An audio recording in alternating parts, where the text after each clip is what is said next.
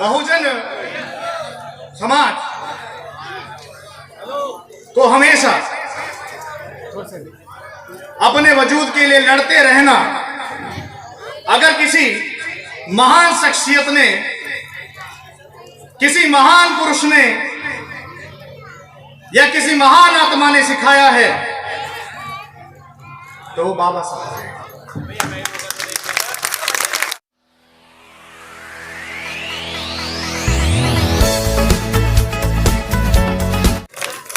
200 साल के इतिहास को लेकर के आज हम लोग यहां विचार गोष्ठी रख रहे हैं। 200 साल के इतिहास, भीमा कोरेगांव, 500 महार, 28,000 पेशवा के साथ में हुए उस अस्मिता के युद्ध में, जिसमें पेशवाइयों ने मार्शल लॉ लगा करके झाड़ू और हांडी बांधने का काम महार जाति के लोगों के साथ में, दलितों के साथ में किया था, उसका प्रतिशोध देने के लिए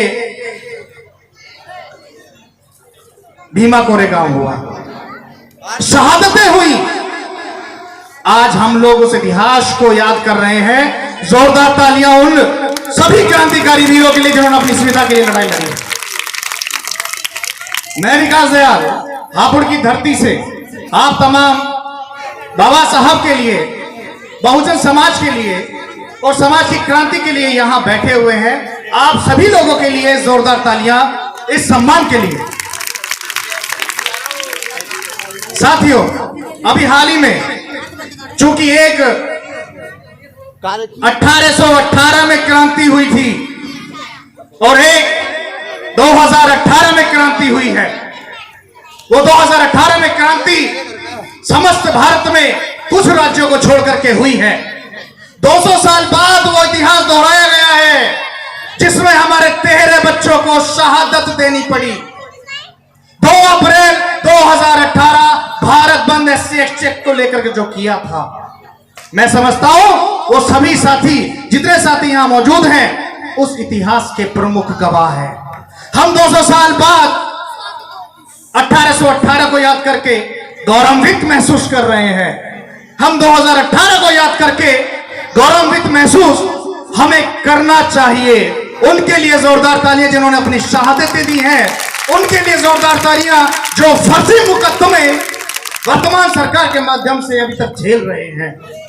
हम 16 दिवस की बात कर रहे हैं, लेकिन अपनी आवाज, उन पीड़ितों की आवाज को मजबूती से उठाने में अक्षम है।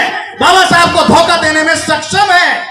बाबा साहब को धोखा देने में सक्षम है, क्योंकि हम उन लोगों की बात नहीं कर रहे जो लोग हमारे समाज की अस्मिता को बचाने के लिए जेल गए, जिन्होंने अपनी शहादतें दी।